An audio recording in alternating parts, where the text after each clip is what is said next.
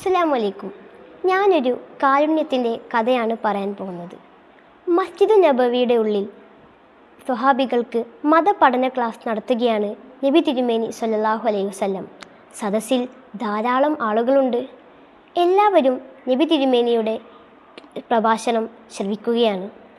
അതിനിടയിൽ ഒരാൾ സദസ്സിലേക്ക് കടന്നു വരികയും ഒരു ഭാഗത്തായി ഇരിക്കുകയും ചെയ്യുന്നു. അങ്ങനെ പ്രവാചകൻ്റെ പ്രഭാഷണം കഴിഞ്ഞു. ആളുകൾ പിരിഞ്ഞുപോയി. എന്നാൽ ആ മനുഷ്യൻ തൻ്റെ സങ്കടങ്ങൾ പറയാൻ പ്രവാചകൻ്റെ അടുത്തേക്ക് ചെന്നു. അദ്ദേഹത്തിൻ്റെ മുഖം വിഷാദത്താൽ കറുത്തിരുന്നു.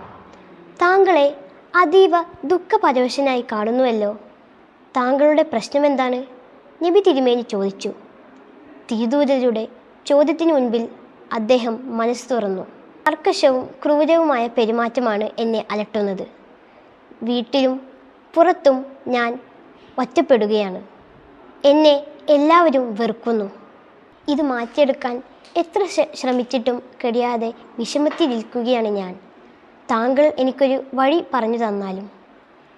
നബി സല്ലല്ലാഹു അലൈഹി വസല്ലമക്ക് ഇത് കേട്ടപ്പോൾ വല്ലാത്ത വിഷമം തോന്നി. അല്പനേരത്തെ മൗനത്തിന് ശേഷം 2 വഴികളെക്കുറിച്ച് അദ്ദേഹത്തോട് ഉപദേശിച്ചു. അനാഥകളോട് സ്നേഹത്തോടെയും കരുണയോടെയും പെരുമാറണം. അവരുടെ തല തടവാൻ അവസരം ഉണ്ടാക്കണം. വിശന്നു വലഞ്ഞു വരുന്നവൻ്റെ കൈപിടിച്ച് അവനോടൊപ്പം ആഹാരം കഴിക്കാൻ ശ്രദ്ധിക്കണം. വിശപ്പിൻ്റെ വിളി നിലക്കുമ്പോൾ അവൻ്റെ മുഖത്ത് തെളിയുന്ന സന്തോഷവും അവൻ്റെ പ്രാർത്ഥനയും നിൻ്റെ ഹൃദയം അലിവുള്ളതാക്കും. നിൻ്റെ ഹൃദയത്തിൽ നിന്നും കാരുണ്യത്തിൻ്റെ നീരുറവ പൊട്ടിയൊഴുകും.